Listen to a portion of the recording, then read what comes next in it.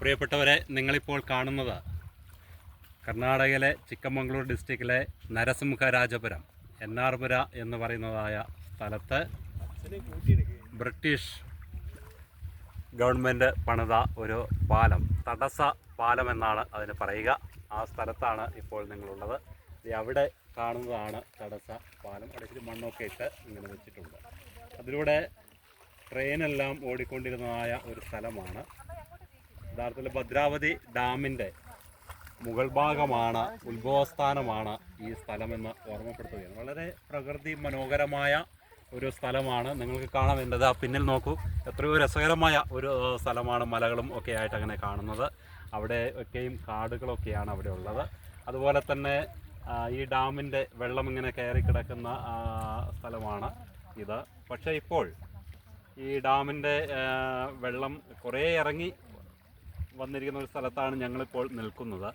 ഇവിടെ നിന്ന് ഏകദേശം പുറകിലേക്ക് ഒരു സ്ഥലം നിങ്ങൾക്ക് കാണിച്ചു തരാം.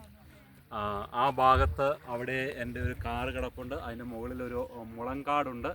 ആ മുളങ്കാടിൻ്റെ അവിടം വരെയും വെള്ളം കയറുന്നതാണ്. അപ്പോൾ ഇത്രയും സ്ഥലം നമുക്ക് വെള്ളം ഇറങ്ങി ഇപ്പോൾ പോന്നിരിക്കുകയാണ്. ഈ വർഷം കർണാടകയിൽ മഴയൊക്കെ കുറവുള്ളതുകൊണ്ടാണ് ഇതുപോലെ വെള്ളം ഇറങ്ങിയിരിക്കുന്നത്.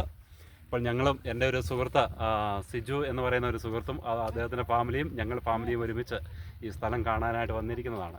നിങ്ങൾ അവിടേക്ക് നോക്കുകയാണെങ്കിൽ ഇവിടെ മീൻ പിടിക്കാൻ വേണ്ടി ഉക്കടയിൽ പോയിട്ട് വല വിരിക്കുന്നതായ ആളുകളെ നമുക്ക് കാണാനായിട്ട് സാധിക്കും. അവർ ഇപ്പോൾ ഞങ്ങളിൽ നിൽക്കുന്നതിൻ്റെ തൊട്ട് താഴെ മുതൽ വലയിട്ട് അങ്ങനെ പോയി അങ്ങേയറ്റം വരെയും അവർ ഈ വല വിരിച്ചുകൊണ്ട് പോകും. നാളെ രാവിലെ ആയിരിക്കും അവർ ഈ വല പൊന്തിക്കുക. അപ്പോൾ അതിനകത്ത് നിറച്ച് മീനുകളെ കിട്ടും. നല്ല രുചികരമായ മത്സ്യങ്ങളാണ് ഇവിടെ കിട്ടുന്നത് എന്ന് ഓർമ്മപ്പെടുത്തുകയാണ്. അപ്പോൾ നിങ്ങൾക്ക് ഏതെങ്കിലും ഒരു അവസരത്തിൽ കർണാടകയിലെ ചിക്കമംഗളൂർ വരാനായിട്ട് സാധിക്കുന്നുവെങ്കിൽ, വേനൽക്കാലത്താണെങ്കിൽ ഇവിടെ നിന്ന് വെള്ളം ഒഴുക്കി വിടുന്ന സമയത്തൊക്കെ ആണെങ്കിൽ ഈ തടസ്സപ്പാലം കാണാനായിട്ട് നിങ്ങൾക്ക് സാധിക്കും.